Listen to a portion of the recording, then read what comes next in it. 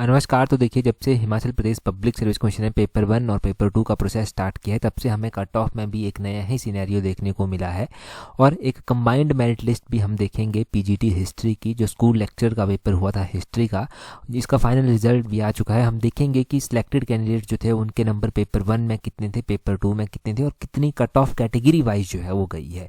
ये अगर आपने ये पेपर दिया भी था तो आप अपने नंबर भी चेक कर सकते हैं। ये पूरी की पूरी लिस्ट आपके साथ टेलीग्राम पर हमने शेयर कर दी है। टेलीग्राम पर ज्वाइन करने के लिए अपने टेलीग्राम से @allexam31 करके सर्च कर लेना, ठीक है। इस तरह से सर्च करना। अब देखिए, ये है कैंडिडेट्स की लिस्ट जो कि पेपर 1 और पेपर 2 के इनके नंबर जो है वो दिए गए हैं। ये जो नाम दिए गए हैं ये तो सिलेक्टेड कैंडिडेट्स एक तरह से जो है वो हो गए, परंतु हम देखेंगे कैटेगरी वाइज कि कैटेगरी वाइज जो है वो कितने कैंडिडेट जो है वो मतलब किस तरह से कितनी कट ऑफ जो था वो एक तरह से रही थी जी, ठीक है। ये तो नाम जो दिए गए हैं, यहाँ पर जो नाम देख रहे हैं, इन सभी को जो था वो यहाँ पर कॉल लेटर जो था वो आया था, मतलब डॉक्यूमेंटेशन के लिए। उसके बाद सिलेक्टेड तो कुछ एक फाइनल में ही हुए थे। कट ऑफ अगर आप देखेंगे तो अनरिजर्व्ड जो कैटेगरी है उसकी सिर्फ और सिर्फ पेपर 2 में 37.75 कट ऑफ जो है वो गई है। 37.75 कट ऑफ जाने का मतलब है कि पेपर 1 में कैंडिडेट्स पास नहीं हुए होंगे। और STBPL की अगर आप देखते हैं तो 34 थी। Unreserved ward of freedom fighter Himachal की 32.75 थी। शेड्यूल्ड ट्राइब ऑफ हिमाचल की 31 थी। EWS की तो बहुत ही कम थी, 27 थी। तो EWS में देखो 27 मतलब 100 में से जिसके 27 नंबर थे वो भी बचा, नौकरी लग गया।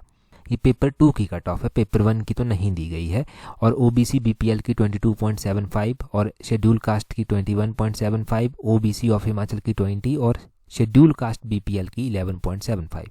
तो इस तरह से जो है वो ये बहुत कम कट ऑफ जो है वो यहाँ पर रही है। और इस कट ऑफ में जो है वो आप देखेंगे कि यहाँ पर जो नंबर कैंडिडेट्स के दिए गए हैं, यहाँ पर नंबर कैंडिडेट्स के जो दिए गए हैं वो बहुत ज़्यादा नंबर भी नहीं देखने को मिलेंगे। आपको देखने को मिलेगा कि पेपर 1 में किसी के 66 भी थे, पेपर 2 में 77 भी थे, परंतु वहाँ पर आपको कट ऑफ देखने को मिल जाएगी कि पेपर 1 में किसी के 35 भी थे, 39 भी थे पेपर 2 में, ठीक है। तो मैक्सिमम तो देखने को मिल ही जाएंगे, परंतु मैक्सिमम जो 60+ हैं, 50+ हैं, वो तो बहुत कम कैंडिडेट जो हैं वो ऐसे हैं जिनके 60+, 65 हैं। 10-20 में ही काम सिमट गया होगा।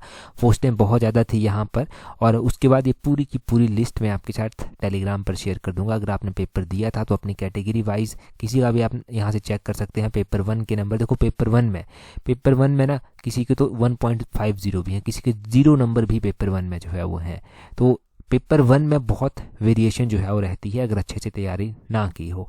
और पेपर 1 से ही ना पूरी की पूरी गेम बनती भी है, बिगड़ती भी है। 10 number, 17 number, 12 number, 10 number, paper 1 में पास होना ज़रूरी होता है। अगर पास हो गए तो पेपर 2 में काफ़ी हेल्प जो है वो मिल जाती है। अगर आप तैयारी कर रहे हैं पेपर 1 के लिए भी, तो पेपर 1 के लिए आप कॉम्प्रिहेंसिव टेस्ट सीरीज को ज्वाइन कर सकते हैं, जिसका लिंक नीचे डिस्क्रिप्शन बॉक्स, कमेंट बॉक्स में दिया गया है। पेपर 1 में तो हेल्प करेगा ही करेगा, परंतु अपकमिंग हिमाचल के जो एग्ज़ाम हैं, TGT, JBT जैसे और भी अपकमिंग एग्ज़ाम हैं, उनमें भी आपको यहाँ से हेल्प मिलेगी इस कॉम्प्रिहेंसिव टेस्ट सीरीज से। क्योंकि ये कॉम्प्रिहेंसिव टेस्ट सीरीज है जो कि हर एक एग्ज़ाम में, हिमाचल से रिलेटेड एग्जाम में आपकी हेल्प करेगी। तो ज्वाइन टाइमली कर लेना। यहाँ पर और भी देखेंगे आप, -2 नंबर भी किसी के हैं, किसी के जो है 7.50 भी हैं, 2 नंबर भी किसी के हैं, 0, इस तरह के नंबर आपको देखने को जो है वो मिल जाएंगे, ठीक है। तो यहाँ से पता चलता है कि किस तरह से नंबरों में वेरिएशन जो है वो होती है। यहाँ पर पूरे के पूरे जो हमारे पास कैंडिडेट अगर आप देखेंगे तो 2000 समथिंग 2567 कैंडिडेट थे। तो इस तरह से जो है ये है। अब आज के टाइम में पेपर हो भी नहीं रहे हैं, और जो पेपर हो रहे हैं उनमें आप देख रहे हैं कि पेपर का लेवल कितना हार्ड एकदम से आ जाता है और पेपर पास करना मुश्किल चला जाता है। जहाँ पर पासिंग मार्क्स रखे होते हैं, जैसे पेपर 1 में रखा होता है पासिंग मार्क्स, पेपर 2 में तो फिर कितने भी नंबर आए, पेपर 1 में अगर आप पास हैं और पेपर 2 में अगर अच्छे नंबर हैं तो इजीली जो है वो आपको हेल्प यहाँ से मिल जाती है। तो चीज़ों को समझें और तैयारी करते रहें, कंटिन्यू करते रहें। अब जो चीज़ें हैं उनके साथ तो चलना ही पड़ेगा, डेफिनेटली चल भी रहे हैं, परंतु जो सरकारी नौकरी की एक दलदल बनी हुई है ना, इस दलदल में अगर कूद गए हैं तो बाहर तो निकलना ही होगा। और कोशिश करें कि कुछ ना कुछ लेकर ही बाहर निकलें। That's all, thank you.